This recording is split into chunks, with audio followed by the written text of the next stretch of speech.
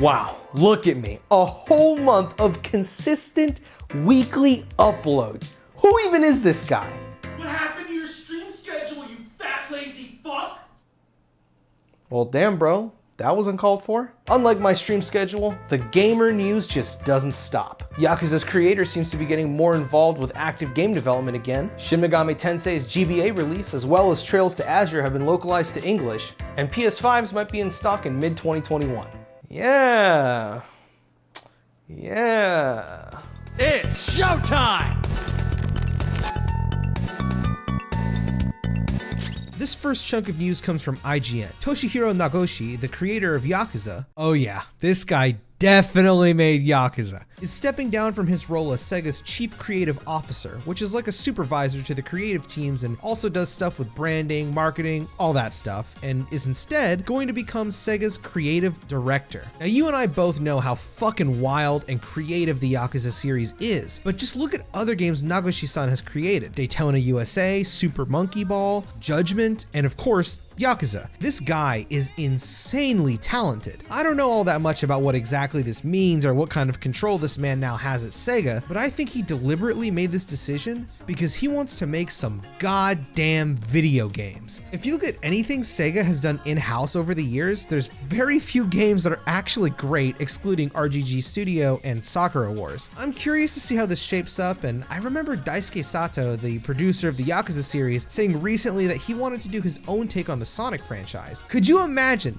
Nagoshi-san and Sato-san working on a Sonic game? I honestly can't even picture what the hell that would look like. Nobody punches CJ. Stop now, bud! Ooh. Come on, fight! Fight! Look out! Until that's realized, why not go and pick up the Yakuza Remastered Collection? It just came out a few days ago on Xbox and Steam, meaning the whole franchise is now playable on those platforms. You know, I've owned the whole series for like 4 years now, and I still haven't touched it. Don't be like Pinoy. Play Yakuza.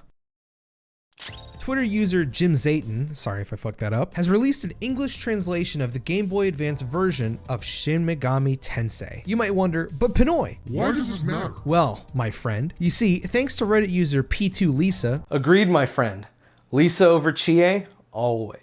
Gave us a rundown on what's so different about this version. Compared to the original SNES version, the GBA port features improved graphics and gameplay. It also has unlockable items that add new story scenes, which expand on many aspects of the game's story. Everything feels smoother and less sluggish. Lowered encounter rate. This is fucking awesome. I haven't played the original SMT, and considering even Nintendo kept it Japan only when putting the old ass SNES version on the online service, this seems like the best way to experience the game. Unfortunately, the music is downgraded, but that's to be expected since the GBA had a worse sound chip. Maybe someone down the line can fix that though.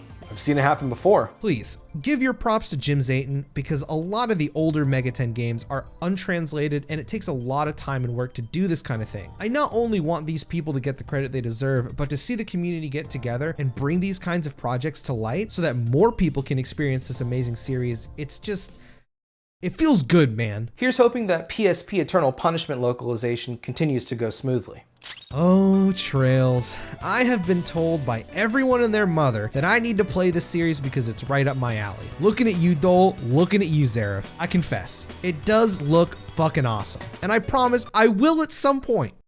Hopefully. Until that day comes, I'll be here to talk out of my ass about Trails to Azure, because I definitely am the right person to talk about this. For some context, this is a part of a duology from the PSP era that was never localized into English. Well, the wonderful people at the Geofront got us covered. If you didn't know, the first game in this duology, Trails from Zero, and its sequel, Trails to Azure, have been translated. Only From Zero is available for download currently as they're finishing up some stuff with Azure, but keep in mind, these are fan-translated patches, so you'll have to buy the games legally first, then patch it with Geofront's English patch. I wanted to bring this up because I love how this game looks visually. Same goes for Trails in the Sky. It reminds me of the PS1 era, stuff like Dragon Quest VII or Breath of Fire 4. I love that 2.5D look, and you don't really see this kind of thing anymore, excluding Octopath Traveler or the remaster of Star Ocean. This is the kind of shit I want a shadow box of, you know what I mean? In case you don't want to go through the trouble of patching it, go buy Trails in the Sky on Steam to see if you like the series. Then you can check out Cold Steel. Or, hey, remember my video on Atelier Ryza? The sequel just came out a couple days ago. It always feels good to find a new JRPG that you vibe with, so fuck it.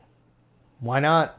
Man, every week we get a new trailer for Persona 5 Strikers, and every single one has been damn good. I want to take this time to just quickly mention how much I hate when trailers show way too much of a game's story, and these trailers do a great job of showing you what the game is like while also still being stylish and having all those big set pieces. The Japanese trailers for Strikers were really spoiler heavy, same goes for Royal, so I hope I can get myself some self-discipline and just stick to the Western trailers. Although Square, while I'm a big fan, whenever you start marketing Final Fantasy VII Remake Part 2, please do not do trailers like the last couple that released for that game. I actively ignored them because even the thumbnail showed way too much that I didn't want to see yet.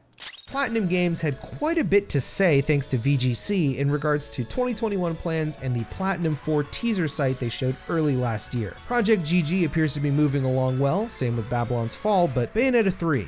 Kamiya, what do you have to say about my queen's third game? Forget about it.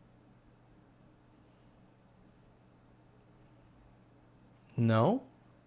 In response to a Bayonetta 3 update, Kamiya had this to say: laughs. I understand, it's driving fans crazy. In light of that, my suggestion would be that maybe we should all reset and forget about Bayonetta 3. Then, when something finally does happen, it'll be a nice surprise, won't it? You know, you're not wrong, man. You're not wrong. Platinum also confirmed that Astral Chain is Nintendo's IP, which I guess it was shared before. I'm not really surprised by this, considering it was a success, and let me tell you right now, if you haven't played it, please play it. It is so fun. And the soundtrack? Dude, it is full of bangers.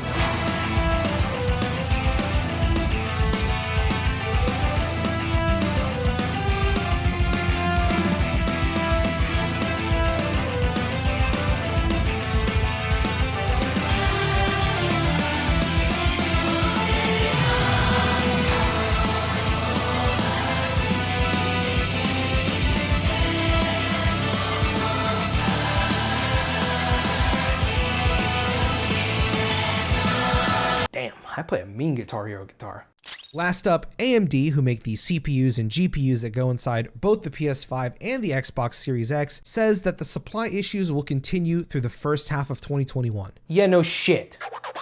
That's it for your video gamer news this week, everyone. What IP would you like to see Nagoshi-san direct that isn't Yakuza related? Personally, I'd like to see Knights or Jet Set Radio. Let me know in the comments. As far as myself, well, I keep saying the same shit in regards to my P5R review, so I think I'm just not going to mention anything until I've made some significant progress into it. But I did beat Super Mario 64. My official review is that it's a good game with a dog shit camera, and I'm never playing it again. Sam, I've just started Super Mario Sunshine, and I hope to God you're not right about it being bad. I also uploaded a video recently with my buddy Ninja discussing the new trademarks for the Final Fantasy VII Remake, which... man, I can tell you guys really love that video. Check it out if you're interested. We had a lot of fun making it. The game starts with you playing as Sephiroth and you lose the fight to Cloud at the end of Advent Children. Oh my fucking god.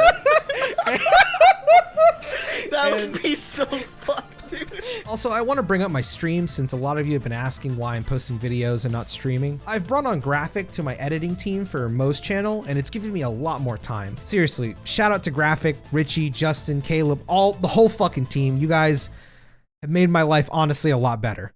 And a hell of a lot less stressful. Anyway, to be completely honest with you, I could be streaming right now. The main reason I'm not is because I want to put 200% of my effort into this Persona 5 Royal review. I want to be able to look back at it a year from now and be like, damn, that was a good ass, thought-provoking, and interesting review, Pinoy. So at least till I finish that, I won't have a regular streaming schedule. When I do come back, I plan to finish Persona 3 as well as play Persona 5 Strikers and the entire Yakuza series. I really want to play Like a Dragon. Oh yeah, I've been posting polls on the community tab and you guys have actually been responding to them. Thank you for that.